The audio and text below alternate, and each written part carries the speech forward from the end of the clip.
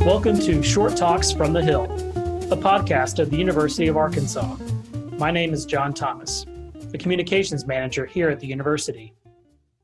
Today, I'd like to welcome Mervin Jebaraj, director of the Center for Business and Economic Research in the Walton College of Business.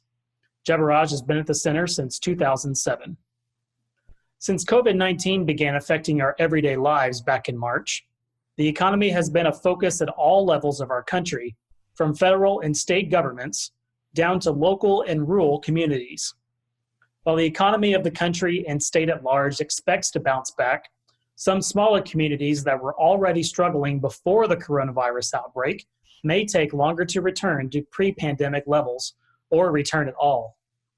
In April, Jebaraj published a report about those smaller communities and what he thinks it will take for those economies to rebound. Hear what he says about Arkansas's economy as the calendar moves to the summer months. We're all aware of the impact that COVID-19 has had on every aspect on our lives and businesses and having to adjust accordingly. How unique is this pandemic just to the economy as a whole and even to the state where things have had to shut down, but not quite fully shut down?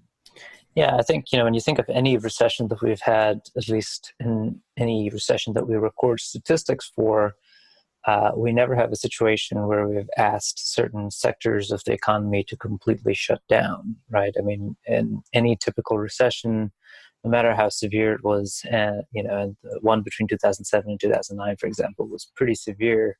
We've never actually had to shut down retail operations like restaurants and bars and salons and gyms and places like that. So this is very different in the sense that, overnight, some of the business in those particular sectors went to zero. And while on the other hand, you had some other sectors in retail like grocery stores where business skyrocketed in that brief period when the shutdown started in mid-March, and that sort of tapered off since then. But I think this is very unique in that sense. So far what we've seen is that a lot of people have shopped at bigger box stores and retailers that were open. Some of them are obviously essential as grocery services, but a lot of them, especially in Arkansas, were not considered essential businesses. There's just general merchandise stores and clothing stores and home goods and home furnishing stores that are not considered essential operations, but they were nonetheless open. And as a result, we've seen business return to those types of establishments for a couple of reasons. A, because people got money in the form of those $1,200 checks.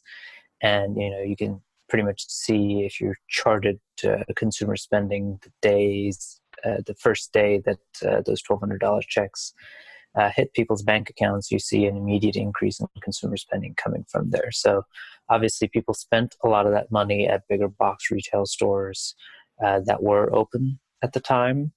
And that trend has remained constant even as the smaller businesses and restaurants have started reopening. And I think it's because of two reasons. I think that people feel, whether or not they're actually safe, they feel safer in larger spaces because there's a perception that, there are a lot of people there. It's not as crowded.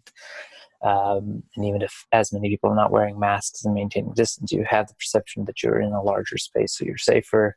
Whether that's true or not is besides the point for consumer behavior. And that, that does not transfer over to smaller businesses and smaller spaces. And certainly, larger businesses and large spaces haven't uniformly enforced mask wearing and social distancing, whereas smaller businesses that were closed down, like restaurants and bars as they're reopening and salons, et cetera, actually have to enforce those rules. So I think there's sort of a difference in how people perceive these things, even though the ones enforcing the rules are safer. People prefer to be in the larger spaces where the rules are not necessarily being enforced.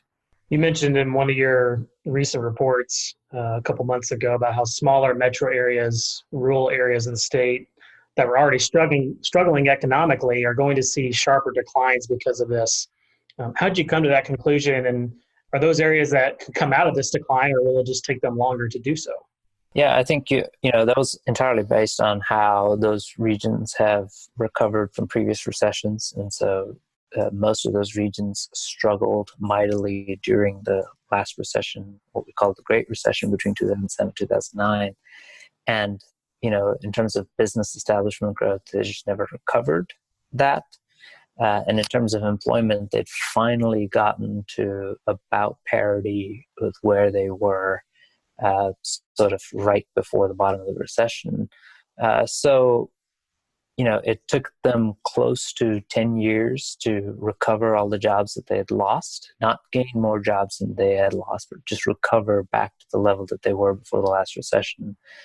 So the timing of this is spectacularly bad for for those rural regions, because just as they recovered the jobs that they had lost, they're going to see more job losses. Some of those job losses will be converted to permanent losses, so they're not coming back.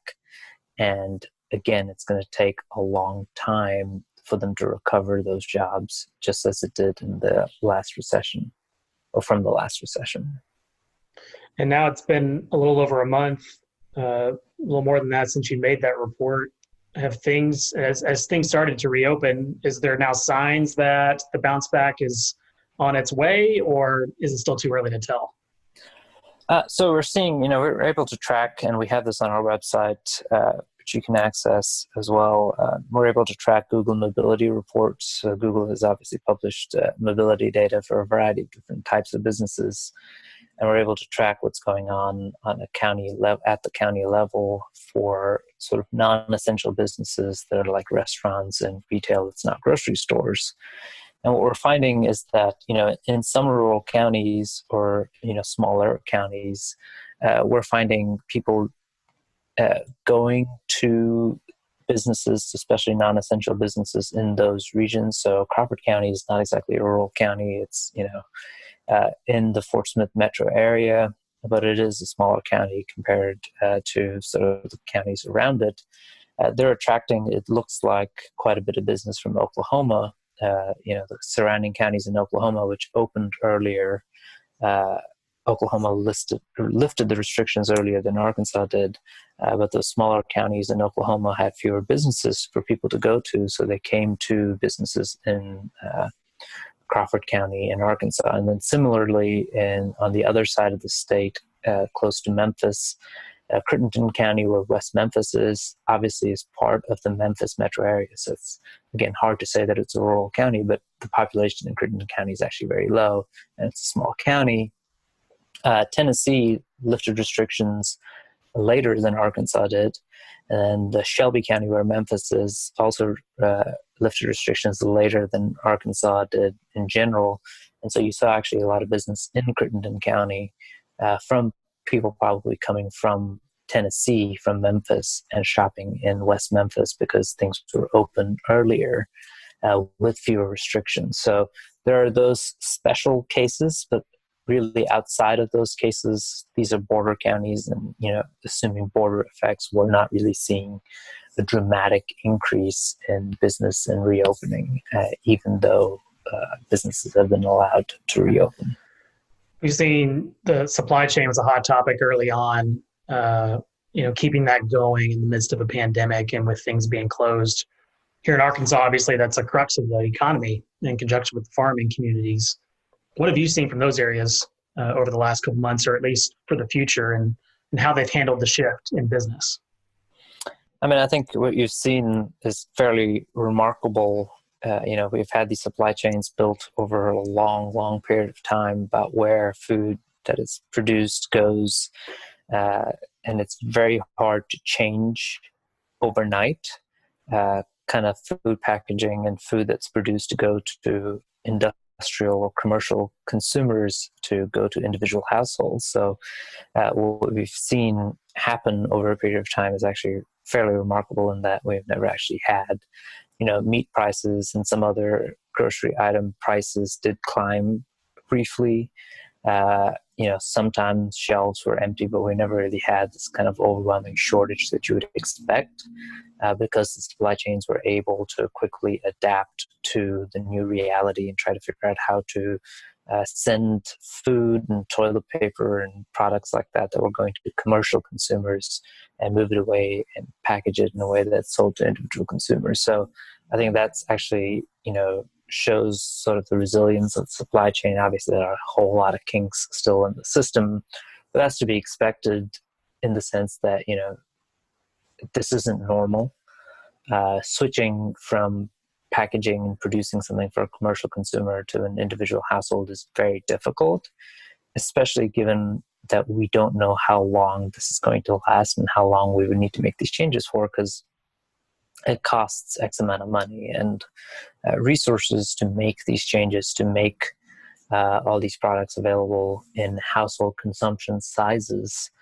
And you don't want to invest a whole bunch of resources in making that conversion only for this all to be over pretty soon, which I don't think it is. But, again, businesses have to take that risk, if you will, to make those switches over to produce, convert commercial items into individual household items. But I think you've seen some amount of it. I think we'll probably need to keep some of that capability going at least through the end of this year while we see the pandemic play out in the country as a whole.